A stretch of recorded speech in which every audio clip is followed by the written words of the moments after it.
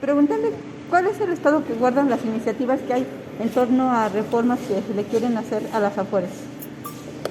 Bueno, esto como tal no tenemos en este momento en análisis una reforma. Sí hay pues muchas inquietudes de los pensionados, básicamente por diversos temas, ¿no? Desde lo que era antes el seguro de cesantía y vejez, aunado a ello pues hay muchas voces en este país que claman porque regresemos a un sistema solidario, intergeneracional, y que han evidenciado con números pues lo lesivo que ha sido para una persona que ha concluido con su vida laboral el haber pasado a cuentas individuales, ¿no? Entonces, sin embargo, esta reforma sin duda tendría que ser una reforma de gran calado, digamos, que incluye otros aspectos. Y uno de ellos es pues ir avanzando hacia el empleo formal, incrementar el empleo formal y buscar sobre todo otros métodos contributivos.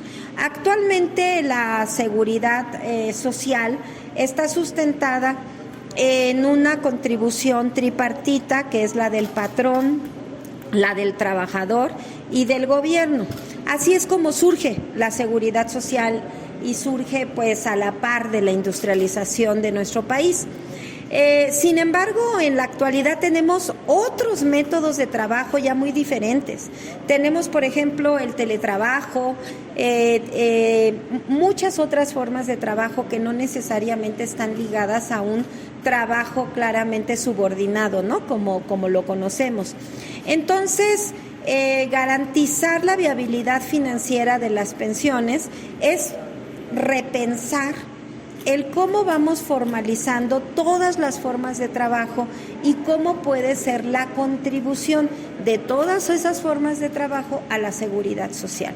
Entonces, creo que es un tema que realmente nos implicaría, yo le diría, hasta un parlamento abierto para escuchar todas las voces y poder en ese marco ir trazando un camino que nos pueda efectivamente a un mediano plazo regresar a un sistema solidario, intergeneracional. Y esto último es muy importante. Intergeneracional implica que los jóvenes están contribuyendo pues precisamente para que las personas adultas puedan irse retirando. Entonces, en eso está básicamente sustentado. Entonces, si nosotros no tenemos una población joven contribuyendo a la seguridad social, entonces no tenemos viabilidad financiera de las pensiones. Por eso es que más allá de si estamos a favor o en contra de un régimen de cuentas individualizadas o un régimen solidario intergeneracional o de un régimen mixto, pues antes que nada tenemos que hacer la revisión de las diferentes formas de trabajo, su formalización y en función de eso su contribución a la seguridad social, porque es lo que le va a dar viabilidad. Ajá, esta viabilidad, diputada, sí. Pues, ¿en qué porcentaje ustedes lo ven? Porque sí, efectivamente hay muchos jóvenes que están trabajando, aunque tengan planta o base o como les digan, ya no son sujetos a una pensión, sino que ellos tienen que contribuir por otra parte para que le tengan una pensión a la hora de retirarse. Igualmente el empleo ya no es tan formal como antes, aunque se ha incrementado, pero no es tan formal como sucedía antes. Es que tenemos que lograr que todas las nuevas formas de trabajo derivadas de las nuevas tecnologías, derivadas de una forma distinta de organizar las actividades, puedan ir cayendo en la lógica de la formalidad. Entonces, eso es lo primero, eso es la base. O sea, un sistema de seguridad social está sustentado lógicamente pues en el trabajo, ¿no? Principalmente. Y desde luego hay otras maneras también de acceder, por ejemplo, a algunos componentes de la seguridad social, como son las pensiones. Y una de ellas es que hoy se ha garantizado a través de una pensión no contributiva y solidaria, es la pensión para los adultos mayores.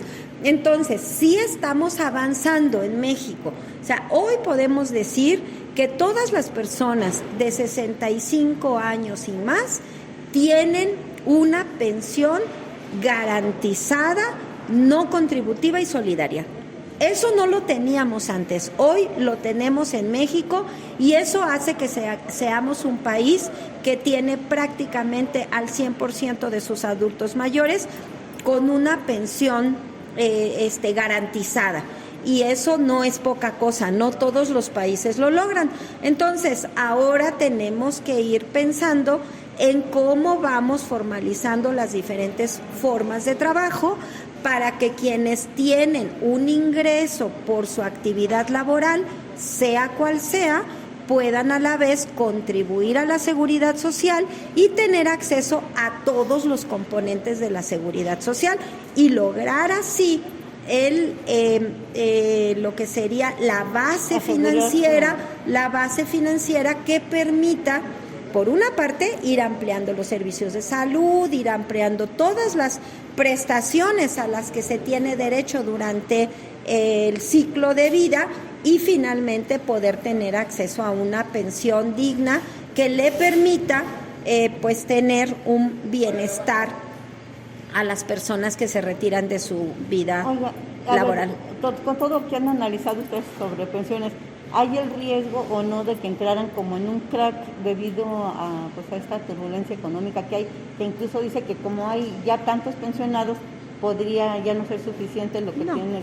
No, en este momento las pensiones, a como las tenemos ahorita, están garantizadas. ¿Cuál es el grave problema?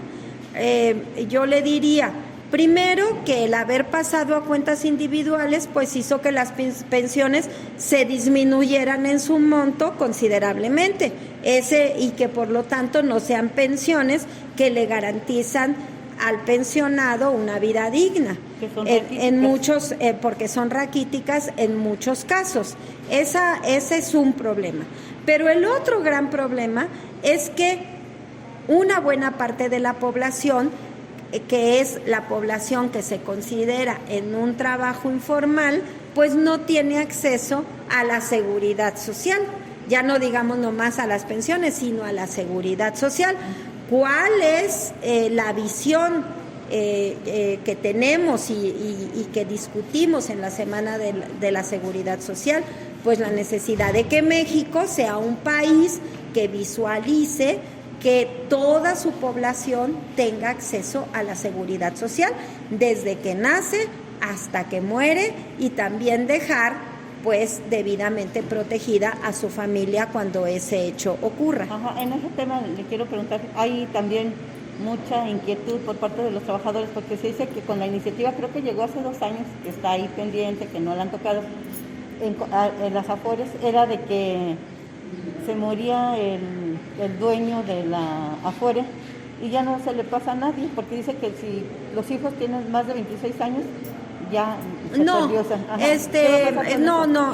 Esos derechos son imprescriptibles y de hecho, retirar los fondos, por ejemplo, en la ley del ISSSTE se tenía, se tiene todavía porque no ha sido aprobado todavía el dictamen en el Pleno, se tiene hasta 10 años para retirar los fondos.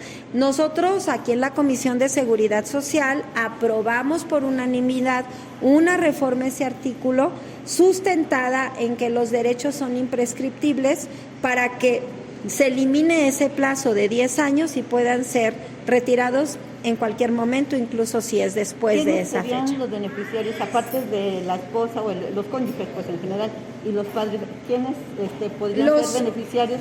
Como es en los diferentes sistemas, los hijos menores de 18 años o aquellos que se encuentren todavía estudiando. ¿Y si no se pierde la pensión?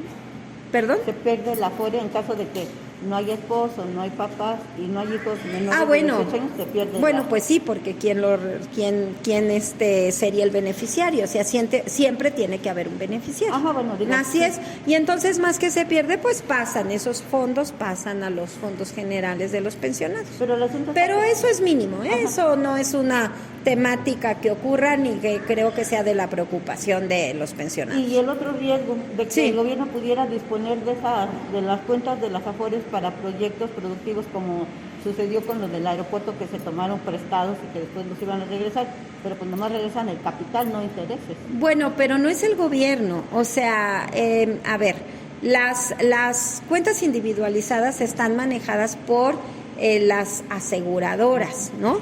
O sea, entonces, y bueno, dentro de las reglas es que todos los fondos pueden ser invertidos para buscar ganancias que a su vez puedan ir incrementando los fondos. Pero entonces, lo que actualmente se hace con mucho mayor énfasis, o sea, esto ya estaba desde antes, pero hoy hay un trabajo extraordinario de la CONSAR, ¿no?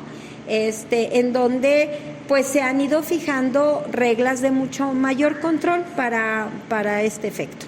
¿Sí? Bueno.